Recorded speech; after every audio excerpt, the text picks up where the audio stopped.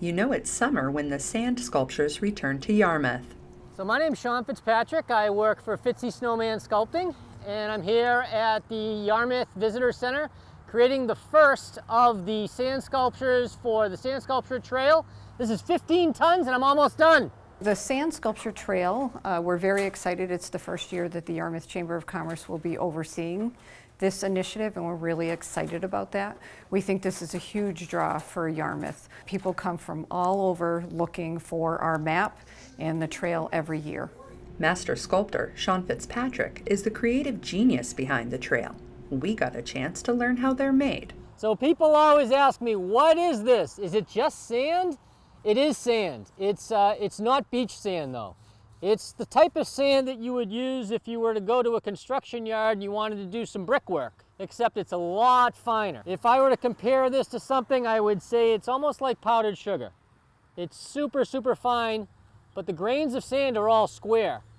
So when you get square grains, they're a lot easier to stack and compress together than if you had round grains, which would be like stacking bowling balls. So what I do is I take the sand and I compact it into forms, wooden forms, and the forms are 2 feet tall, and then stack the next form on top of that until I get to the very top.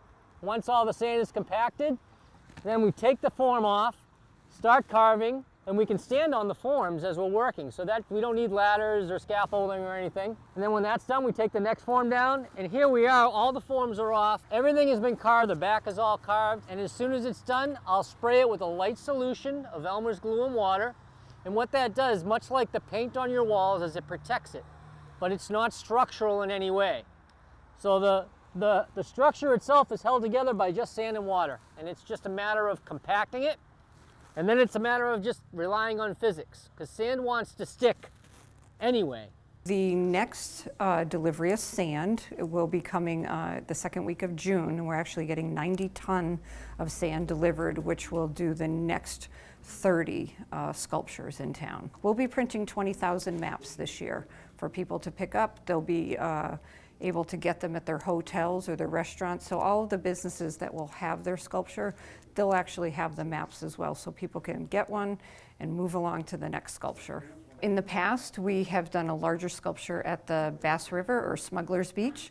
This year we've decided to move it a little bit off of the beach just because of the damage that it gets from the wind and the storms, and we think it'll be much more protected here, but definitely visible. We strive very hard to make sure that Yarmouth is represented as a family-friendly destination, and this is a perfect opportunity to do that. Trail maps are available at the Yarmouth Visitor Center and online at the town's website. For Cape Media News, I'm Gabrielle Rawson.